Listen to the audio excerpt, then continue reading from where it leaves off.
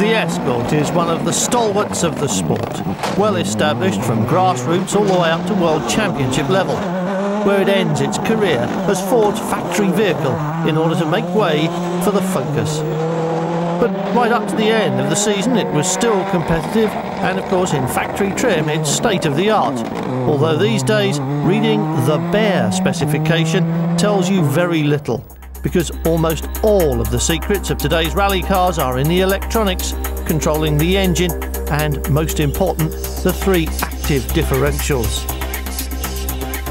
300 horsepower isn't a lot of use unless it can be applied to the road surface in a useful way, so controlling power and making use of it is where all the effort tends to go. That's the driver's job as well, of course. And in these circumstances, he needs all the help he can get. Armin Schwartz is almost as much of a veteran as the Escort itself, unless you go right back to Roger Clark and beyond.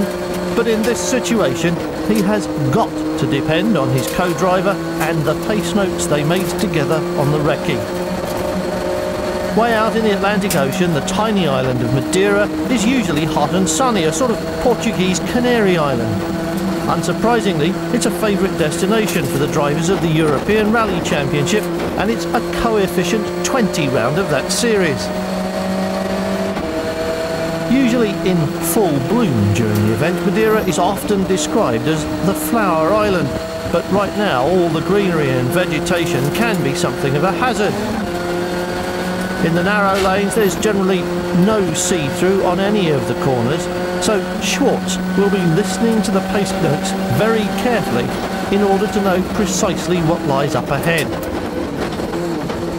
This is where the partnership between driver and co-driver really comes into play.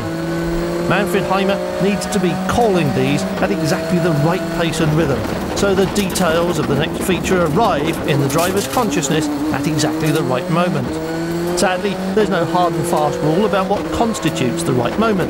In fact, it falls at the moment the driver wants to hear it, and that differs not only from driver to driver, but also from day to day, perhaps even moment to moment in the cockpit. So both of these men are working hard and they're working well together, but even that sometimes isn't enough. The limit is always there to be pushed, but there can be trouble lurking at even the least threatening of moments.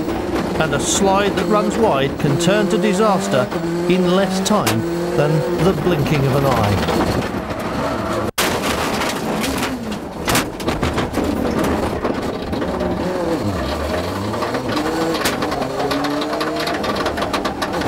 You don't need the bloke from Quick Fit to tell you that something's broken. Judging by the noise, several somethings. Schwartz had been running flat out on the very first stage of the event, but he hit a rock on the right rear and gave the suspension a big knock.